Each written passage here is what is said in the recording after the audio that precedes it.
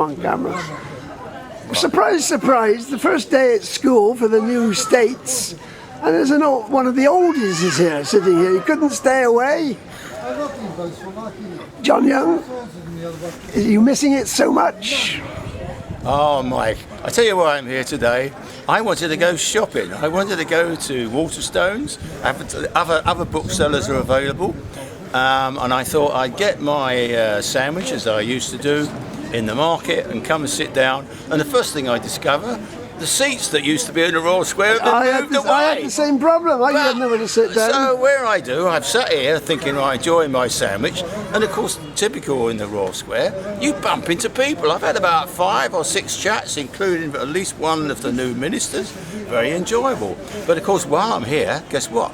The benches have turned up the back. They've mysteriously appeared. All right. Not all of them. There we are. The good news is that there are still benches. The benches are back again. So listen, Well, what do you think of it so far?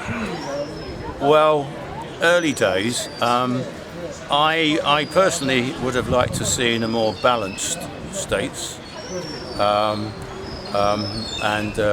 what we seem to have ended up with is, if you like, a single party, which is not a party, which I think basically has signed up to, if you like, a different way of doing things. But of course that's all very well, because the underlying problems of the islands need really addressing. They've become serious, even more serious. Well, I think the fractures will appear because obviously they are a diverse group. They've gone under a name, they've got themselves elected as a government, but the cracks will appear because they are not of one mind. Well, what we've seen so far is a very impressive piece of public communication and PR.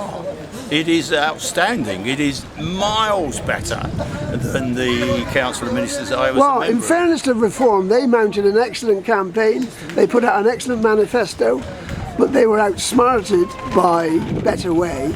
Now, Better Way had a bigger masterstroke, and I feel sure it must have been the Chief Minister must have been negotiating with Mr. Ozef, who's a very clever tactician on these sorts of things, to declare straight away. So they've got the minister, they declared and got 25 votes to start. So it excluded Reform getting any ministerial posts. They were straight in there, and I think that was a brilliant tactical move.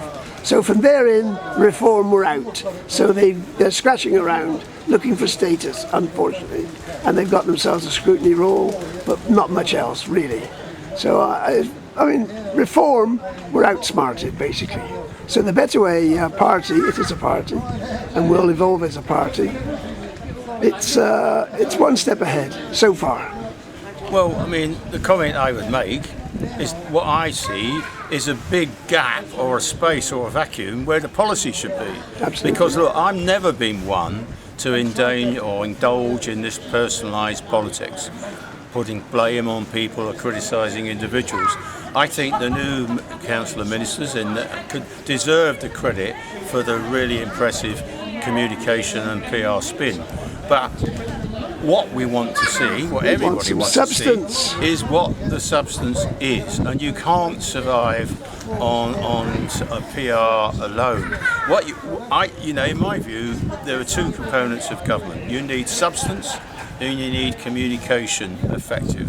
And of course, we've seen elsewhere what happens when you've got a gap in either side of that, and we don't yet have the policy base because there are policy conflicts. Yeah. They are some. Well, of course. In fairness to Reform, they had a policy, they had a big manifesto. But of course, unfortunately, that's what destroyed the previous Labour Party in the UK. The manifesto was too big; people couldn't read it. What they wanted was just 3 words, which Boris gave them. So Boris was re-elected. Boris got elected, and that's the mentality, unfortunately, of the voters. And unfortunately, it does very well as far as the Jersey electorate is concerned, just a simple manifesto. Now, if the Better Way party put out a cohesive plan, as they're going to do, 100 days they've promised us, they'll have all their policies sorted to lead us into the next few years, the public will be disenchanted because they'll have all sorts of different policies. Well, this is where I think the subject you're raising, Mike, takes us to the broader global view of the way governments are everywhere. Yeah. You spoke there about what happens to the Labour Party, the election of government in Britain, and there are massive issues to be dealt with in the UK. Huge policy conflicts in there as well. We just have to look elsewhere, overseas, in America and other places. And I think what I'm worried about at my age is the rise of, if you like, populist politicians who know that one can get elected on the basis of giving messages that the public want to hear, but without the essential components of how one can do that, whether it's feasible, whether it's achievable, and so on, and nor recognising the long-term nature of some of these things. They're so fundamental. And I don't know where we go with this. Why is that, I ask? Well, some of it is the issues of the media. For example, social media has got a lot to do with that. The fact that now in the current world, people now, there's no doubt about what people are saying. There's instant feedback on it. And that plays, if you like, to the political gallery. I don't know, whereas in... Well, the general public aren't trained political philosophers, are they? They pick up bits of politics, bits. And largely it's what they discuss with their mates. There's a percentage of people who are learned, they understand economics, they can discuss these things, but it's not what the general public is about. You're absolutely right. So, I don't know, for politicians to succeed, they need the mix of being able to produce policy or develop policy, but be very clear and very succinct about it and communicate it in a way that people can understand and buy into, so they gain their support for it. And we have seen governments when that happens, but increasingly, I think in the modern world, I'm starting to get worried we're not seeing that. Well, all the people who've been ridiculed in the Michael Foots of the past, ridiculed because they're wearing the wrong coat and all that sort of thing, at cenotaph, all that sort of thing. But philosophically, his socialism was worth listening to. It was a discussion about the rights and wrongs, but that doesn't take place. It just does not take place anymore. Every day, Richard Murphy publishes his thoughts.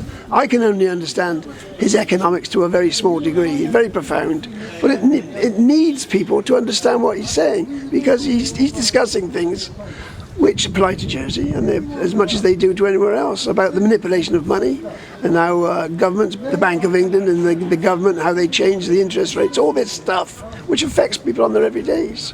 But at the average, we can't engage. There's nothing to engage with, because nobody that we speak to is making those decisions. But I think the problem, is best illustrated by what happened in Britain during Brexit debates. Right. You, I think, Mike, were very strong at the time on arguing the underlying economic arguments and so on forth. Well, I couldn't even get a discussion going. No, you couldn't, because maybe people weren't of the mindset to do so. But in the end, people went with the emotion. They went with the arguments being put to exit the European Union. Right. And I think myself that what we've seen is that Brexit is not an event, it's a process. Right. It's a process whereby we all learnt the importance of international, how we all dependent as global society, our economies all interrelate, and seems to be day by day, there's not a day goes by where you don't hear some effect that of course didn't come out. And I think we are collectively society going through a learning experience. And of course it was absolute, but in the end, the lead voices of the day, the campaign for that, we ended up with where we are. And well, we've actually gone through a phase now with Boris. I mean, I've never seen anything like it. You were watched it saying a liar. I mean, to actually be in the public mind, he's a liar, and everybody agrees he's a liar. And he doesn't actually disagree with it himself. I've tried to avoid using emotive language, but of course I've been following politics in the UK since I was 18. Right. I remember going to Harold Wilson's pre-election rally in Swiss Cottage, I seem to remember it was. And obviously I do remember Prime Ministers since. I remember the 3-day week and Ted Heath. I remember Margaret Thatcher being elected over the years. But What we saw with the last Conservative administration was something completely different. It was incredible. And of course, but you know, they did win an unbelievable landslide Yeah. majority. And of course, what we saw, that, you know, the previous leader, previous UK Prime Minister Boris, was an extraordinarily clever man. Really, really erudite and able to speak on virtually everything, and obviously was able to communicate more effectively than anybody else, and as a campaigner in a class of his own. But of course, when it came to underlying policy, you searched and struggled for the underlying policy. And also the missing ingredient, of course, was another one, which was the ability to convert what you say and your promises into action, which I think is the crucial thing that people are wanting to see now. They want to see evidence. They are. They're going to want to see how what things like the hospital, which are such enormous issues in this little island. But the other thing, I think the sad events of the last 12 days have shown us is how fundamental the British world, the British society, and the world indeed relies on integrity and honesty and values and truth, and for those with deep faith, a strong religious persuasion. And we've seen those qualities come out in absolutely unbelievable evidence in the last 12 days.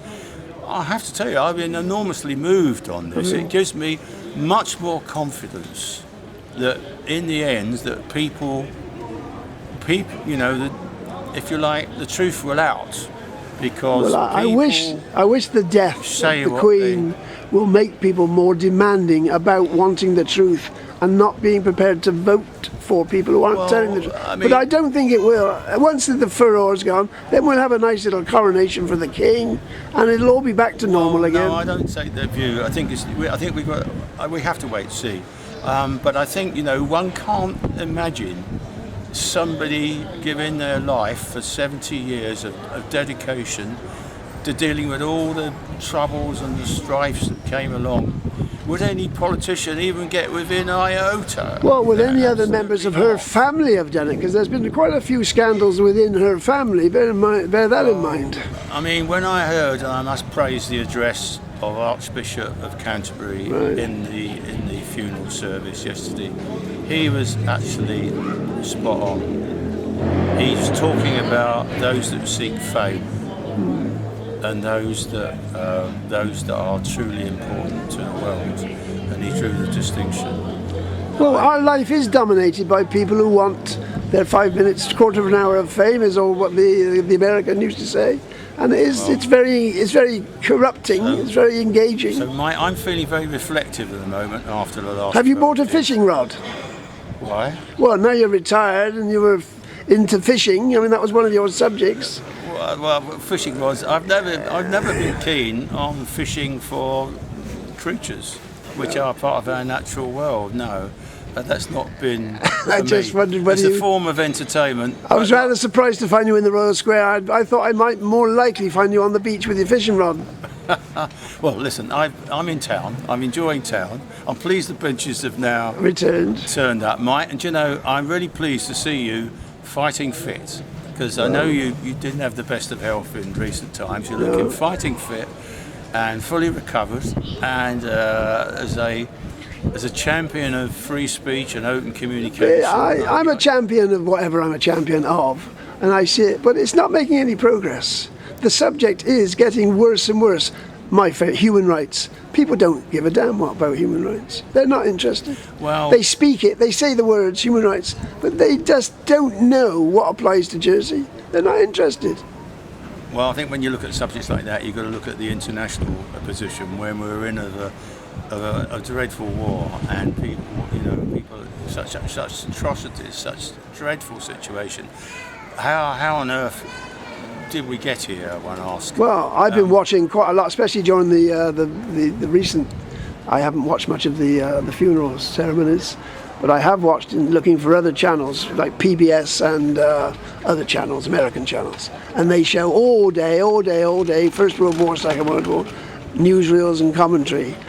And if people only realised, if they would watch that, it's ghastly, it's awful, what actually the war was like. I'm sure, I'm still, you see, I've still got this naive hope that people, if they see things like that, they will become aware of human rights. But they won't, because that's been going on since 1914, First World War, 1938, 39, Second World War. Well, maybe it's the job of my generation to do what we can to communicate that to younger generations, because they haven't seen the privations. When I was a kid, I was brought up in post-war London, where half the landscape was bomb sites. Yeah. These were our playgrounds. This is where we played. There was food rationing. There was no luxuries at all. And the world has radically changed. And, you know, so thankfully we've had peace. Well, we were sort of, but there's been plenty of wars around the world, and Yes. there's one going on in Ukraine at the moment, which I would not have dreamed would have happened. I thought, however rotten Mr. Putin was, he wasn't going to be doing what he's doing now, but he is. What books has he been reading for the past 60 years? I'm damned if I know. I don't understand. I can see why Britain needs to support, because if one allows an oppressor to carry out such deeds and such things without any reaction against in any way, however it's aimed, that just means it opens the door for others and for that to be extended. And what I say to people is they don't realise, but they think Jersey is independent and all the rest of it, but these international things do have an effect on it. If you've got somebody like Boris as Prime Minister of the English government, it reflects on us. It becomes part of the devaluing of government. It's part of the whole process. We inherit it as well. Well, yeah, there's no question about it. No man and no island is an island. Exactly. Not in the global world, Mike. Written by Mr. Dunn, I seem to remember. Do you know what? I've bored people for at least about half an hour, I think, in this conversation, in our chat during lunchtime in the Royal Square.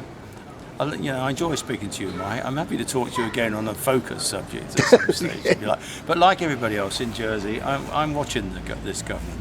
What I'm looking for is a policy base. Well, I've just been up, sort of a little bit of for the second interview I just did with the JEC, because they're planning on these generating from panels, electricity from panels. They got the second one up. They're talking about it up on the north coast, and it's quite interesting because it is trying to, because it was part of your portfolio when you were the minister, about alternative energy sources. Well, I can comment on that.